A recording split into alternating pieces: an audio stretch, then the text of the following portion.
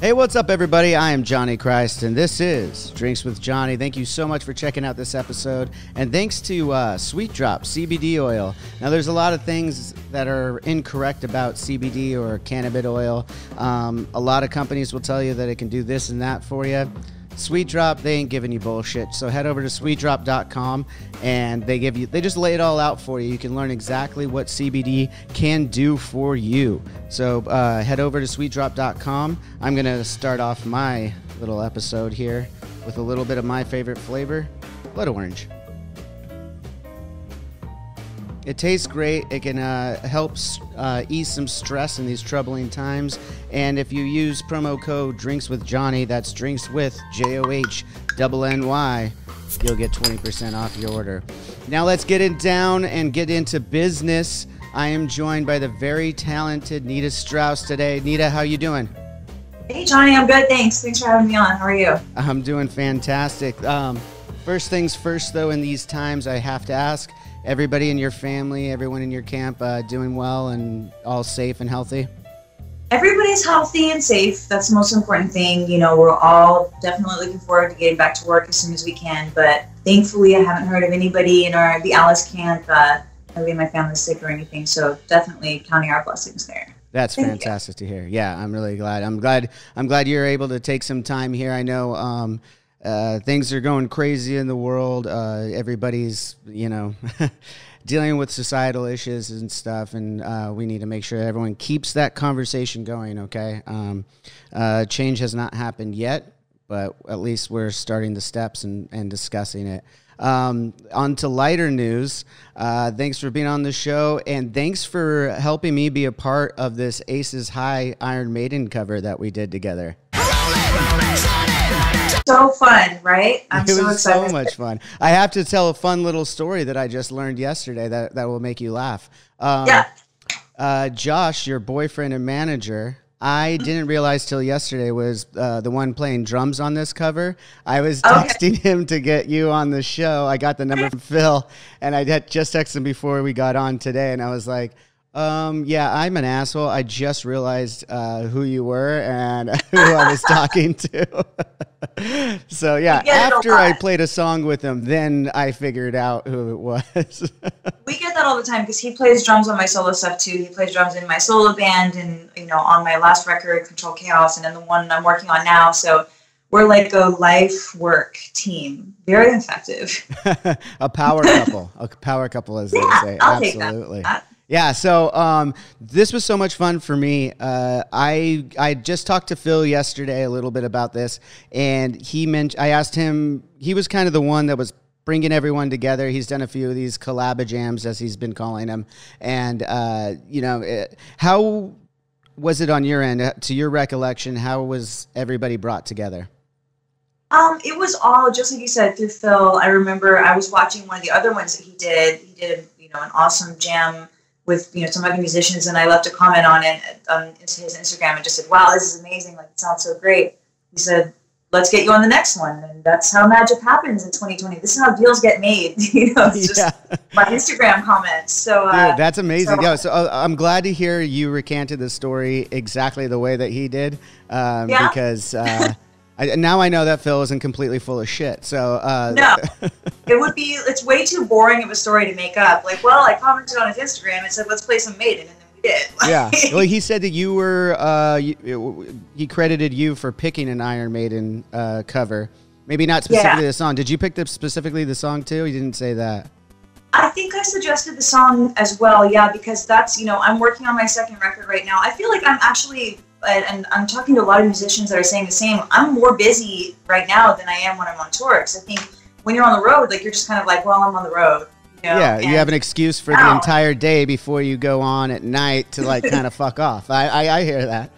Oh, totally. So now, like, I'm making my second record. I just released my online guitar course. Like, I've got, like, a lot of different stuff on my plate. So when Phil said, let's do a Maiden song, I was like, well, let's do one that I already kind of know. And I play Aces High in my clinics a lot. And I was like, hey, Aces High? That's perfect. I mean, I love the song. I shared with Phil yesterday the same. I mean, I was glad to be a part of it. And like I said, like you just said, I already knew Aces High to an extent. I had covered it in high school, transcribed it, you know, huge fan of Steve Harris and Iron Maiden, obviously. So it was really cool. Did you know, though, when Phil reached out to you, did he tell you who he was looking at to sing and play bass on it? Or, I mean, did you know at the time that you tracked it that you were going to be having this conversation with me a couple months later? No. I think I might have known about Jericho. Okay. I think he said he was going to reach out to Jericho, but, like, I didn't know that he was confirmed or anything. So, like, I was like, look, I'll just go do it right now. I think I did the guitar part that night. I think I just went, you know, I've got my studio with me all the time. That's awesome. I've seen those. This is my whole studio. So, Sin, you know, the last time we were out on the road, which was quite a while ago now, Sin has that set up, and we mess around with it. It's genius. It sounds so good. It's like a perfect Team DI. This is the new UA Aero. So I just like, yep, I have it. I recorded all those guitars in my kitchen and then sent it to Phil. I was like, play whatever part you want. I put both harmonies down. I was like, mute whichever one you want to take out. And, it sounded great. I got the track. I actually just played to you and Josh by the time I got the track, and then Phil and Chris added in their stuff further. Obviously, now you've heard it and seen the video that we all put together. How did you feel about the end product? I wish somebody would have told me that we were doing funny. No one told me.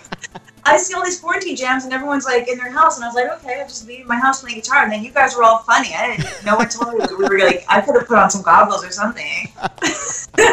You know, it's funny. We did actually. I thought about it afterward after I did like my whole thing, and then I saw Chris's. I was like, we're like, oh man, Nita's gonna be really bummed that she didn't get any of her personality into it. We should have had you like re-record it.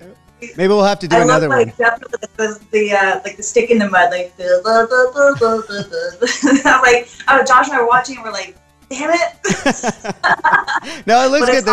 There's at least one point where you point to Phil when he goes into his solo. So I'm so glad they edited that right, because I didn't ask. Like, I just sort of instinctively did. 'Cause when I used to play in the Iron Maidens, I used to do that to Courtney, the other guitar player. And I just kind of did it, and I was like, why did I just do that? There's no one else here. And I was like, well, maybe I'll edit it together. So they did. No, it worked out perfect. That was like one of the moments I was like, all right, she got into it a little bit. But I mean, but for you, you just mentioned two of the next things. So a perfect segue into it. I noticed you did some of these other quarantine gigs, and I feel like that's kind of why you thought it was just going to be another one like everyone else was doing, right?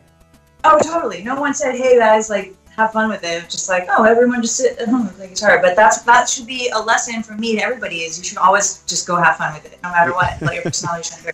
Yeah, I mean, that was my thing. I was very excited when Chris texted me and then got me in connection with you guys, and I was like, oh, this will be really fun. And then like I actually saw Chris do one of his quarantine band things, and he was in a car drinking a Slurpee, and I was like, okay, I got to up my game if I'm going to be a part of this. So but then you mentioned the Iron Maidens there too. That was like, would you say, I don't know, how did that help your career being in the Iron Maidens? I feel like that was kind of a big step for you. Correct me if I'm wrong. Yeah, I mean, it was definitely my first really consistent gig, which was great. I started touring when I was 15. So I think a lot of people sort of heard me from that band and thought that was like my first band or something. And I had actually already been touring, like for almost 10 years. Yeah, like before I started 2003, right? Something like that. Yeah. Like, we did some gigs, like even with you guys, opening up on Warped Tour and stuff, like in like 2005, 6, like, so like I'm talking like this, and I didn't start playing with the Maidens until 2011. So, I had already, played on 5 continents and done a bunch of touring before getting into that band. But that was the first band I was ever in that gig consistently, like every week or every weekend, and would do, short tours all the time. So that was a good stepping stone for me to kind of learn like the rigors of being on the road for longer than just a month at a time and then going home for a few months. And then like, this is like a very consistently working band. In a cover band, you can try different stuff and have more fun with it. There's not the added pressure of like, this is, my name behind these songs and I have to put everything I have into it. Or something like Alice, where you have the pressure of like, it's not a cover band, like this is the guy. Yeah. So, he's Alice. Right. Yeah, totally. I talked to Blasco on the last season of this show, and he made the conscious decision at one point. He was doing a lot of his own stuff, and he just like made the conscious decision. He didn't want that part of the music anymore. He's just going to go be the hired gun kind of guy. Yeah. And that's the Aussie guy. That's a good guy to be. Yeah, totally. Guy. Oh, totally. For Ozzy or Alice Cooper, not a bad gig by any means. But yeah. So I just had a couple questions about the Iron Maidens though too, as a layman. It looks like so they still continue. Is this something that they've always done, where there's new players, but it's always the Iron Maidens? Is that what I'm seeing there? Yes. So the band has been together. I think they started in 2001, if I'm remembering correctly. And then I started playing with them in 2011. So like their 10-year anniversary as a band was when I started playing with them. And then I played with them from 2011 to about 2014. And then in 2014, I started touring full-time with Alice. And I think they've had the same lineup since then. Nikki Stringfield is now playing the part of Dave Murray. Yep. But besides that, it's been the core members. I feel like for a long time, it's Courtney Cox on guitar, Wanda Ortiz on bass, and Linda McDonald on drums, and Kirsten Rosenberg singing. Perfect. Okay, so I wasn't completely wrong on that. No, I think they've had a lot of Dave Murrays. I don't know what it is about that part, and it's been some great guitar players. Neely Brosh was doing it before me, like another incredible female guitar player, Adventist artist. Like, so they've got, and growing up in LA, they were like the coolest band. There wasn't a lot of all-female bands in our scene when I was growing up. And they have their flyers everywhere, like the masters of street teaming, like the old school street teaming, and putting up flyers at venues and bars and restaurants, like any place that rocker people would hang out. So, you're seeing these pictures of these 5 hot girls with Iron Maiden, the world's only all-female tribute to Iron Maiden. I was like, that's rad. It's super cool, right? Yeah. To do it, and I was like, hell yeah, I'll do it. It's amazing. Yeah. Let's get into a couple of your other accolades real quick. I saw somewhere. You could correct me if I'm wrong on any of these. I don't know everything, despite what a lot of people think. I don't know everything. But I read somewhere you're the first female guitarist to be endorsed by Ibanez. Is that true? The first female signature artist. Okay.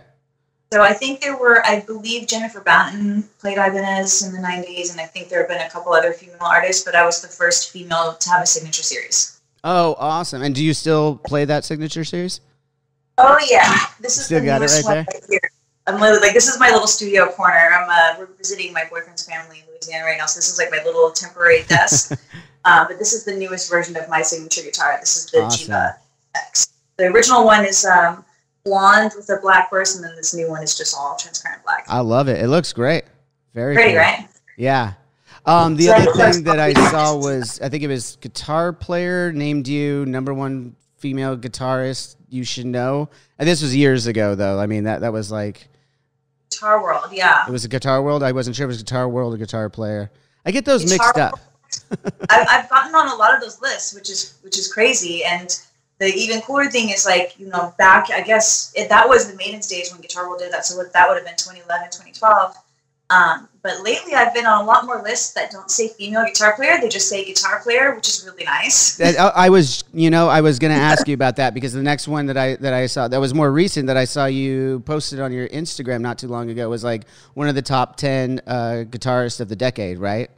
Yes. So that's super cool. Congratulations on that. I just wanted to ask you, I mean, you kind of already answered it. Maybe you want to elaborate a little bit. I mean, it's got to feel much better to not have the female guitarist tag on it. And I mean, and at what point do you think we just drop saying that? Because I mean, it's not like it's a full contact sport or something here. You're playing guitar, right? So it's like it could just be guitarist, right? I'm into that. I don't think you need to drop the female on it.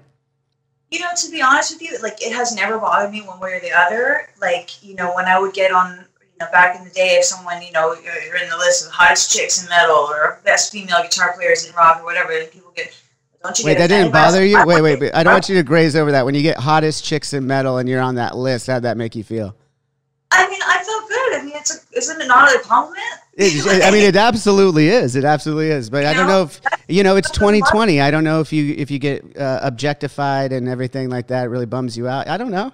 If that was the only thing people were talking about, if I wasn't getting recognized at all for my guitar playing and people were just like, "Ooh, she's a girl," I guess that would bother me. But I've always been, much more known for my guitar playing than anything else, which is a nice compliment. So if someone wants to say that I look good while I'm doing it, I obviously put a lot of work into that too. You know, I work out and I try to look presentable. So if someone wants to give me a compliment for that as well, and then the same thing with the female guitar players. If, you know, I am a female guitar player, and if someone's making a list of great guitar players of any kind, female guitar players, Los Angeles guitar players, blonde-haired guitar players, Ibanez guitar players, if I'm on the list, I'm happy to be on the list.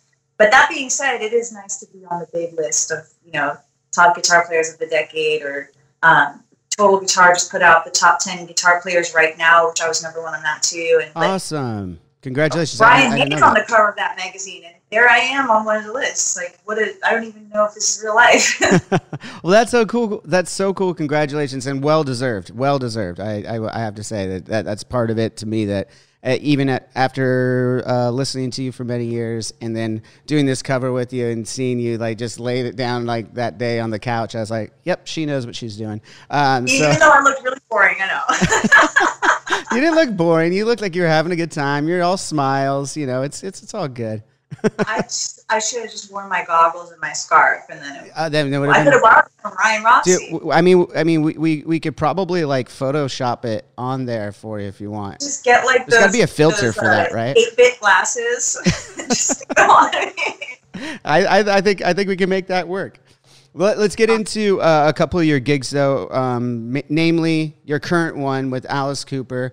I mean, the obvious questions of, in general, what's that like when you came in 2014? What were your first impressions? I met Alice only in passing. I don't even remember what year it is. It was like the Scream Awards when those were on Spike TV back in the day, and we were adjacent in the green rooms and just said hi. Right. Super nice guy. What were your first impressions of Alice? Probably the same as everybody's, same exact as yours. He's so nice. He's so personable. For somebody that has been a huge star as long as he has, like, he could be the biggest jerk, and he's not at all. Very humble. Like, I always tell people, if you've seen Wayne's World, then you've basically met Coop, because it's just like, it's actually, I think, sometime this week is my 6-year anniversary of my first show with the band, which is crazy because it just feels like it's just flown by. But oh, I'm sure. Yeah, no, that's amazing. So what were some of your favorite Alice Cooper songs that you now get to play? Like, I mean, like for me, you know, you could go to all the obvious hits. There's a lot of great ones. Short Story, one of my favorite songs for a reason. Our late drummer and I used to stay up late and listen to some nights in the front of the bus with our bus driver, who would be befriended, was Poison, and we'd be, you know, it'd be late night, early morning, and we're blasting Poison. So for me, that's one of my nostalgia. I hate to use the word nostalgic, but it is now because it was with my former drummer, and that was like a song that, you know, speaks to me these days. What were some that you were excited to get a chance to play? So that for sure is one, because that's a song that I used to play with cover bands, like, you know, bouncing around LA. You know, bands would cover that song. And so I've played it. I had this one band that I played in, which was like an 80s kind of a, you know, Steel Panther when they were so-called metal school. Like, metal school. I love that you're bringing that up at the Key Club. Yes, that's where I used to see your late drummer there all the time. Yeah, I was. Oh, dude, I don't even know. Is this like the first like time that we've properly talked to each other, or like because we've been in passing several times. Crossed paths a bunch of times. I don't drink anymore, but if I used to a lot, so that's probably why I don't remember if we did. I still drink, but you know, I mean, I've had to calm it down over the years. So you know, in my 20s, I was a different man. Let's put it that way. I think we all were. But yeah, so I used to play Poison with, you know, my 80s cover band. And so that was sort of my rock star movie moment, to get to stand on stage, and we played that song. And I remember my first show, like the sample came in and the lights went down. You know, the way that the Alice lights show, it kind of crosses. The lights go across the stage like that. The sample comes in, and I heard Ryan play the harmonics, and then I looked over, and like there was Alice in the middle of the stage, and I was like, shit. This is really happening. You had an aha moment. This is from the movie. Like, you know, I'm just a regular guy that grew up with pictures of these guys on his walls, and now I'm one of them. Like, that was, you know, I was just that kid that grew up with pictures of not Alice Cooper, but Alice Cooper's guitar players on my wall. That's a great reference. What was the name of that movie with Mark Wahlberg? Well, I'm driving. Rockstar. Rockstar. I'm sorry, you broke up a little bit there. I think you said it, but I wanted to make sure it was clear. Yeah. That's a great movie too, by the way. Anyone that's like been in a band and everything like that, it's like, that's a pretty. I thought you were gonna call me from Seattle. That's fantastic. Have we not all had that conversation? Oh yeah. I've definitely.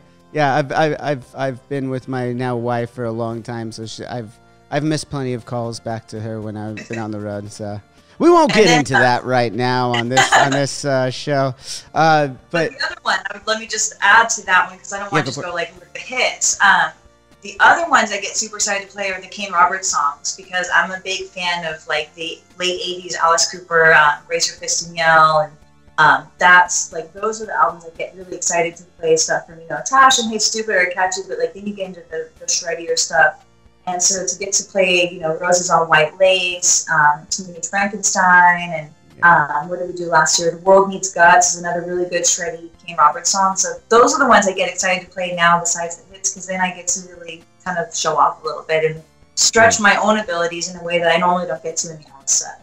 Yeah, no, that's rad. I've seen a lot of that stuff. I've seen videos. I haven't actually had the pleasure of seeing you play with Alice. I think come out if we ever tour again. I know, right? Well, I was going to ask about that. Yeah, I saw you were posting a lot of things of the most recent tour you guys did. You guys had to cancel mid-tour, I imagine, or postpone, or where was that? Did that one end on time and then you lucked out?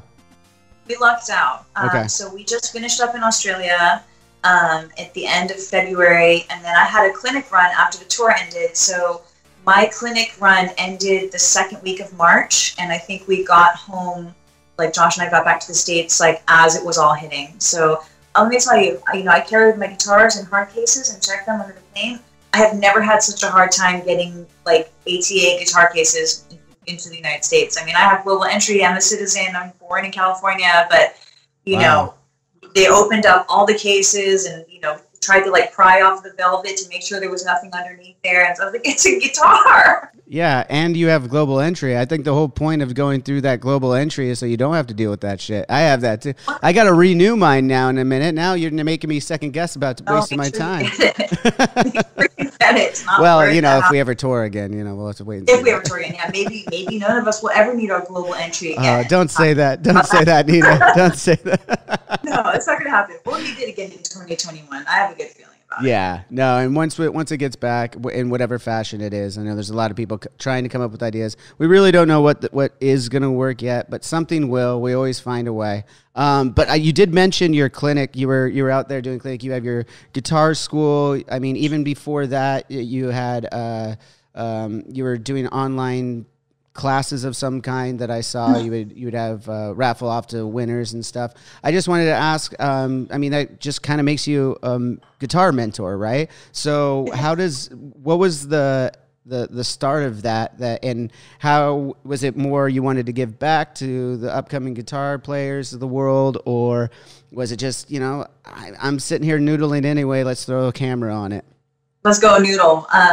So it all kind of started out with the clinics, and clinics are just, I think, a part of what goes along with the endorsements that we all enjoy as musicians. Like one of the perks, I consider a perk because I love doing them, is that you get to go to different places, like either make a stop on tour or travel around. Like I've done specific clinic tours, like we just did in Australia, or just stop on a day off on tour and go to different music shops and kind of talk about the gear. I love talking about gear. If I could just sit and talk about gear all day long, that's what I would be doing with my free time anyway. So if somebody wants to have me out to do a workshop, like I love doing, that's my favorite way to spend the day off, is just go to Guitar Center or a music school or whatever and talk about it.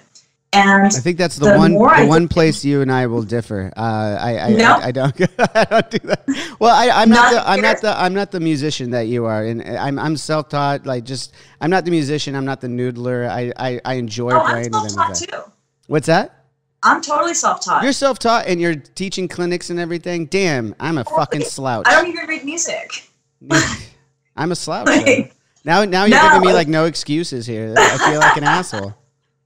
No, I think, and I think also part of it, like between the clinics and also in my guitar course that I released, is it's just my perspective on it, you know, and that's why, like, I don't claim to be, like, you know, a Berkeley grad that can give you, like, what do they say in Kingpin? Like, I'm not here to teach you everything about everything. You know? Yeah, exactly. I'm here to teach, like, my perspective on things. So the more clinics I did, you know, I've now done clinics, you know, in I don't know how many countries, and, you know, had translators in dozens of different languages. But you can never get to everybody. And even if, you know, you come to someone's city, then they have to work that day, and, you know, you can't. And it's only an hour and a half long, and you can't get everything you want to get out. So I started thinking, Josh and I started brainstorming of a way that we could release something that everybody could see. And we came up with doing an online course. So the course is, it lives at the best web address ever. It's iwantaplayguitar.com. Wow. That one was available? Shit. I got it. Congrats on that. I mean, that sounds like one of those asshole kids buys like years ago, just waiting for someone to want it. On it. No, I got it. I really feel like it was like divine intervention. Like, hey, you're doing the right thing. It's totally available. So I got it, and the course is super comprehensive. It takes someone from literally, there's 3 modules: beginner, intermediate, and advanced. It takes someone through all 3 levels of playing guitar, from literally picking up a guitar for the first time, like, this is a guitar is the first lesson, and all the way through, like, all the shred techniques. That's and so every cool. step. And by the way, if you guys want to check it out, if anybody who's watching this wants to check it out, I would love to do a promo code for your listeners. Oh yeah, absolutely. Do a promo code and just put your fingers down like that, because we'll put a .com under it right there for you. So we'll do it's iwantaplayguitar.com right here, and use the promo code drinkswithjohnny, and we'll give you guys 50% off the course. Whoa. And you get lifetime access. 50%? 50% off, and you can go back to it as many times as you want. That includes everything, includes all the future updates. So if you want to learn how to play guitar and you don't really have the money to spend on a full-time teacher, if you just want something to do during the quarantine, come and learn how to play guitar with me. That is fantastic. Thank you for using that promo code there too. Cool. Guys, go out of your way. Make sure you use, 50% off anything, let alone lessons from Nita Strauss is going to be something worth checking out for sure. I just wanted to ask real quick, and then I'll let you go. We've already taken a good amount of your time. I appreciate. Just real quick, like, what are some of the, I got to ask some of those typical questions too. What were some of your influences? I mean, what was it that, at whatever age it was, you were like, guitar, that's it, all or nothing, I'm going guitar. And what were a couple of the artists that made you feel that way? So I started playing guitar, like, seriously after watching the movie Crossroads with Steve Vai. Oh, fuck. That is a great call. That is such a good movie. Seeing Crossroads, like, before I really watched it, I had a guitar, but I wasn't practicing. I wasn't inspired yet. And I wasn't really inspired to really play it. And I saw Steve Vai in Crossroads, and I was like, oh. It was like, that was the aha moment of, like, that's what I'm supposed to be doing. Like, why didn't anybody tell me you could do that with a guitar? Then I have a little Squire, and I was like trying to do all the whammy bar stuff, and obviously couldn't do it. And then from then I got into, this is like the early mid 2000s. So I got into Metallica, Megadeth, and to be 1,000% honest, I've said this in a ton of interviews. City of Evil was a life-changing album for me. Like, that, from the guitar player's perspective, was like a huge influence on me as well. And you probably heard it if you listened to my album. Wow. Definitely heard it again. Well, that's very honoring. Thank you for that. And I will be sure to pass the message along to Zach and Sin. Please do. I will. Well, just the last couple of things that are really interesting to me. With Controlled Chaos, your solo record that came out in 2018. 18, yeah. You got some singles on that got picked up by the WWE Pro Wrestlers and Pro Wrestling. You did a performance with Lizzie Hale. And then I found out, and correct me again if I'm wrong, that Josh is actually really into pro wrestling and got you into it. And since you've been playing with it now, are you still watching pro wrestling, or do you still have a love for it?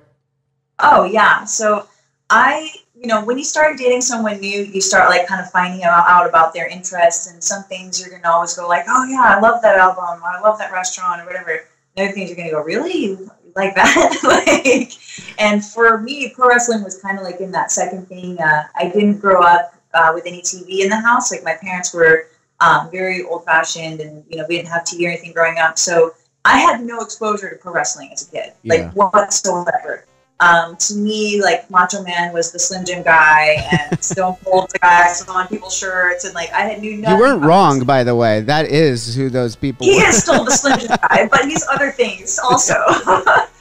And so we started dating in January, and then around April, I said, on a weekend, Saturday, I said, "What do you want to do tomorrow?" He goes, "Oh, well, I want to watch WrestleMania." I was like, "WrestleMania?" Like, to me, that was like him saying, "I want to watch SpongeBob." Like, that's like baby stuff. like okay, we'll watch WrestleMania. And so what we ended up doing was getting the trial of the WWE, and so we got the trials, and I was like, "Well, we get 30 days for free." And I'm kind of like, he's my manager, but I'm like the tour manager of our life. Yeah, I got you. Right. So you're the day-to-day. Yeah, you're the day-to-day. It's still more of a lot of people's relationship, probably something similar to mine and my wife. So she's making sure I'm spending in the right places, and I'm not just blowing a bunch of money.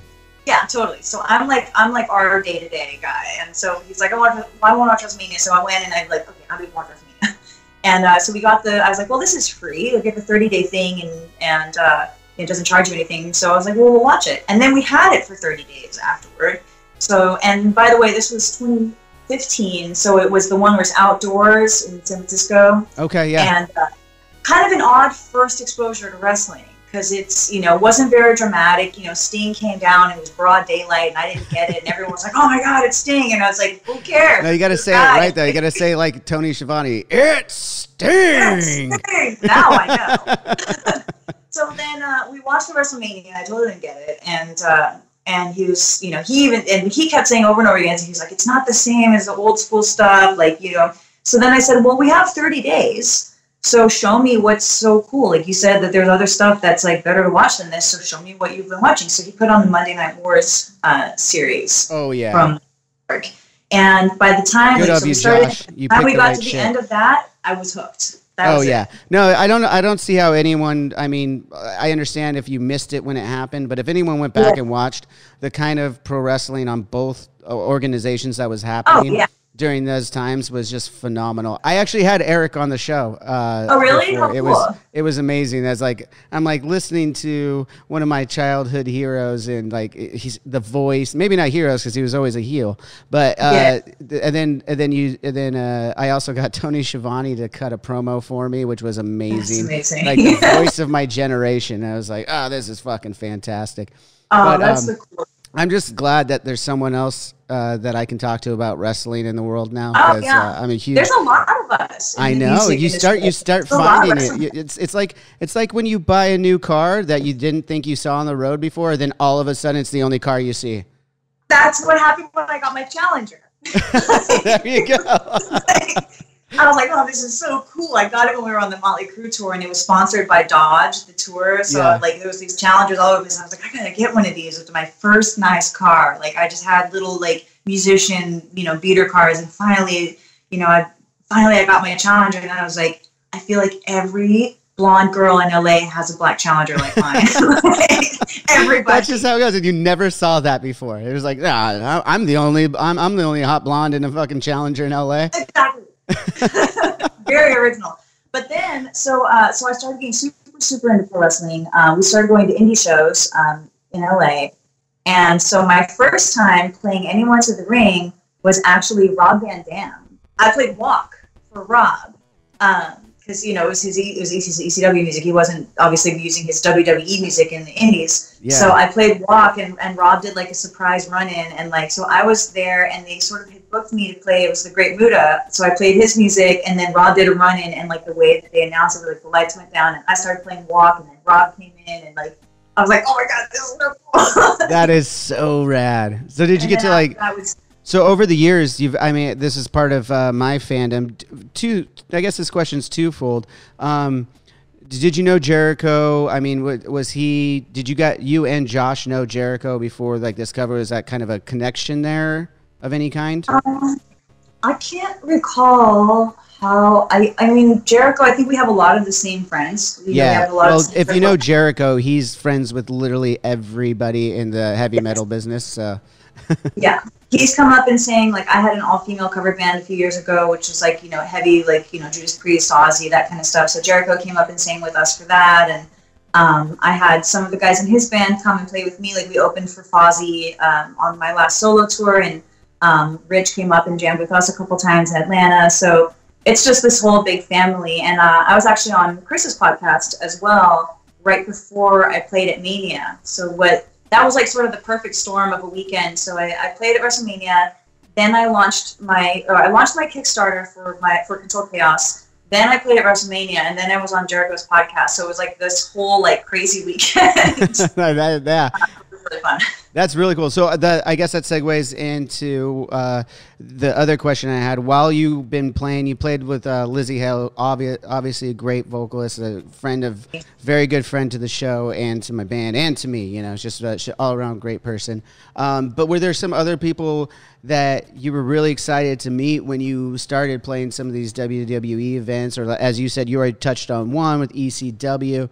Have you befriended any of the other pro wrestlers and you've been like super excited about? Oh yeah, so we've become really close with Mick Foley. I love Mick. Mick was on the show too. I love him. Yeah, I was just on another podcast with him actually just last week. Oh really? He's one of, I think, like the most genuine, cool people. Like for someone who's so legendary, he's like one of the absolute coolest people in the whole world. I played his music too, actually. If you go on the network and you watch the Mick Foley 20 Years in Hell special, I played him out for that too. That's awesome. I didn't realize that. You gotta go watch it. Not for me, but because the special is like amazing. Well, now I have two reasons to watch it. Okay. So Mick, yeah, and then I became some friends with some of the female wrestlers, like Becky Lynch is my girl. And, I'm such a huge fan of Becky Lynch. She just obviously had to step away from the ring as she was pregnant for a minute. Becky, congratulations, Becky. And she was. I got to talk to Ron Killings literally the next day after Ron Killings, R-Truth. Literally the next day after that Raw. So it was like really cool. I don't know. Back to Becky Lynch. She's one of the best performers in pro wrestling. I just love her and the way she could cut a promo and beat some ass is just fucking rad to me. And like again, the coolest person. Like I remember Josh and I went out to Arizona for Royal Rumble when she came out and won the Rumble. And we were sitting up front and I had like one of those signs, that they gave you the man. Yeah. And so I texted her after the show and I was like, hey, if you want to give me your address or PO box, like I'm cheesy like this. I'm very sentimental. I was like, hey, I saved the sign. And I feel like if it was me, like I would want to have that, like just one of the signs that was there in the arena. Like I was like, so like let me mail it to you so you have it, like just for you to keep and look back at someday. She goes, let's meet up. We're always talking about meeting up and doing something. So we went to a yoga class together and I gave her the sign. And I was like, this is how down to earth people are. It's like, yeah, I'm sure she's busy. She's like, hey, I'm going to go to yoga. You want to go do some hot yoga? And then we went to hot yoga. Okay, I was going to ask if it was hot yoga. I want the full picture painted here of you going down and doing yoga with Becky Lynch. Hot yoga. Hot yoga. Hot yoga. And then I was like, oh, here's the sign. She's like, oh my God, I forgot you even brought that. So that's so rad. Again, just the absolute most down to earth people. And I think a lot of musicians could learn a lot from the pro wrestling industry because I think in pro wrestling you're really taught a lot of humility, from the ground up. The younger wrestlers going and set up the ring, all this kind of stuff. And if you ever notice, you're in the room with a lot of pro wrestlers, everybody goes and introduces himself to everybody in the room, shakes their hand, looks in the eyes, and this kind of thing. And I've taken that a lot of that with me to the music world. Like sometimes I'll be in the guest area after the show, and I'm pretty introverted when I'm off stage. I'm not really the type to go like, hey, hi, everybody, like go find everybody. And I try to make more of a conscious effort to like approach people in the room and thank them for coming to the show and make everybody feel special for getting to be backstage and hang out. And even if they're not my friend, they're not there with me, it's so important to make everybody feel welcome because that's the welcome that we've gotten in the pro wrestling world. Yeah, no, I couldn't agree with you more. Every professional wrestler that I've had the pleasure of meeting has been super nice, and it's great that you take that into the rock world because there are so many people that they don't realize they're coming off as dicks. Some of them, and then and then some of them just are straight up dicks. You really don't know what they're doing. But I think everybody can sometimes because you don't realize that just by sometimes wanting to have your own space, you kind of come across as a dick. Yeah, totally. Like You know, sometimes after the show, if you're tired, or, you know, you didn't get or you had a bad show or whatever, you had a bad show, that never happens. Yo, yeah, that never happens to me either, Nita. I was talking about other people. Totally. Jeez. Sometimes you're just not really feeling social, and even if you apologize to someone, you're like, hey, I'm not really feeling social, guys. I'm sorry, I'm not going to do a hang tonight. You still come across like a jerk. So it's hard. Well, the last thing I want to ask about, and I'll let you go. You mentioned doing hot yoga with Becky Lynch. I know that you're really into health and fitness. I just, quickly, what has been your regimen while all the gyms have been closed? Like, what have you been doing to stay fit? It's wild, man. Like the gyms being closed. We're actually here in Louisiana right now, and everything's open. So this is amazing over here. I feel like we might have to move into my boyfriend's parents' house. There you go. At least for a while. I mean, that's a place to pass the pandemic. Totally. But we kind of put together a really good home setup. I get my meals delivered off tour anyway. Like on off tour, we use a company called Trifecta Nutrition, which sends like really healthy, clean, organic food out. And when I'm home, I'll cook with it. Like I'll do it on the stove, but on the road, you can just heat it up. So between that, and I have a nutritionist that I work with too called RP Strength, and they kind of give me my food plan. And then I order the food from Trifecta. So I feel like eating is the most important thing, keeping Absolutely. your diet in check and under control. And then as far as working out, I got a set of Power Block dumbbells.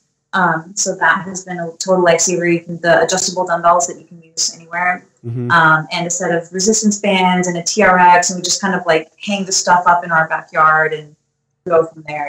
Hang the TRX from the palm tree and, put the resistance boards on the ground and step on them. And just making it work, right? Just make it work, do a lot of cardio, a lot of HIIT, running and sprints in the neighborhood. I have a great coach that I work with. I'm not working with him right now because I haven't had access to a gym, but I work with an online coach, Adam Bonilla at Team Elite Physique, and he's the one that kind of dials in what I'm supposed to be working out and keeping me in shape for what I need to do, and not just like, hey, I'm not training for a bodybuilding competition or anything, but here's a way that I can be aesthetically where I want to look and also be super functional to run around on stage and jump really high and not get winded running across big stages and stuff. So it's a lot of people just think that's all the cocaine or something like that. Exactly. But I mean, I haven't even done that in years. I still got to run around on stage. Exactly. They don't realize that doing the cocaine actually makes it harder. Run out of breath a lot faster. Well, you obviously are keeping in shape, and thanks for like some tips. Everyone listening, like you just got to go out there and do it, right? Totally. And actually, I have a fitness program as well, which we're about to do another one. I saw that our scene, our community, this is another thing, like a million projects I have going on, but our like rock and metal community is really out of shape. Like largely, How dare you? How dare you? It's not just musicians. It's like a lot of the bands and stuff. A lot of things. Our community doesn't really have there's no real inspiration in our community. You look at these fitness magazines and Instagram pages and stuff like that, and it's not really relatable. It wasn't relatable for me, and it's actually really fucking intimidating. You look at these people in the fitness Instagrams and stuff, and they're like perfectly put together, and they're listening to music that we don't like, and like everything, they're lifting these weights, and it all looks easy. And I felt like there wasn't really like a rock community of people that also wanted to get healthy and fit. So I created actually a fitness challenge called Body Shred. Wow. And we did like music related prizes. Like we give away one of my signature guitars and a Marshall amp and like all this kind of stuff to the winners. And we do a 90-day fitness program. We designed the program with my fitness coaches and the nutrition with RP Strength. And so we did that too, to kind of create a more healthy, positive change in our community. That's really cool. I got to talk to you some more about that off the camera here. I think that's a really cool thing, and I'd like to help out in any way that I can there. And I probably need it too, so I'll probably participate. I put on what they call the COVID-19, so it's time to take that back. That's why we're going to do a new body shred challenge, because I feel like everyone needs it right now. And my workout, it's basically my hotel workout. It's designed to be done with like very minimal equipment. So I feel like it's something that everybody can do from home if they need to. So we're going to be doing the next body shred challenge, I think, in July. Okay, cool. All right, cool. Well, I'll get that info from you here in a second. Sure. And thanks so much for being on here. Let's plug the I want to play guitar.com again. You're going to get 50% off if you use the Drinks with Johnny The code, yep, right down here. Promo code Drinks with Johnny. Thank you so much. Oh, and go check out Nita Strauss. She's got a bunch of social media. She's actually really fucking big on social media. Hurricane Nita on Instagram. Is that also for Twitter and Facebook, or? Hurricane Nita on Instagram and Twitter and Facebook. I'm just Nita Strauss. Okay. And then TikTok, you got one of those yet? I'm Hurricane Nita on the TikTok. I don't really post that much, but I'm there. The TikTok and Snapchat. The TikTok is all you need to say. Yeah. I'm the same way. I have a TikTok for the show. We don't know what we're going to do with it yet, but we got it. I have the TikTok. I got it because I didn't want someone else to get Hurricane Nita. That's really right? why. That's what you got to do. Like, stop doing it. But maybe I'll do it. Maybe I'll get more active on it now that maybe I'll start posting some album updates on there or something, since the TikTok is the thing now. It is. The TikTok is the thing. Exactly. All right. Thank you so much for being on this show. And everyone go check out some more of Nita Strauss, Hurricane Nita, the school, everything we talked about. And yeah, we'll see you next time. Hopefully we can do this in person sometime with or without the cameras. Thanks, Johnny. Cheers. All right, cheers. All right, everybody. Thanks for checking out another episode of Drinks with Johnny, and thanks to Nita Strauss for being on the show. I had an incredible chat. I hope you guys enjoyed it. If you did, make sure you subscribe right down here below to the YouTube channel. You could also follow us at Instagram, Twitter, and Facebook. That's just Drinks with Johnny. Just type it in the search. Easy enough to find. If you're having trouble getting through all these episodes on video, guess what? We have a podcast too. This show is actually over anywhere you enjoy your podcasts. Apple, Spotify, Google, Podbean, whatever. Or you could head over to drinkswithjohnny.com for all of our podcasts and all of our videos. All of those are in the archives there, as well as some exclusive merch and a newsletter that you could sign up for. That newsletter will go out periodically, and it's always written by yours truly, as well as you'll receive a 20% discount to any of the merch that is on the .com. Pretty good gig. All right, well, I guess that's it for tonight. Thank you guys so much for checking it out again. Until next time, cheers.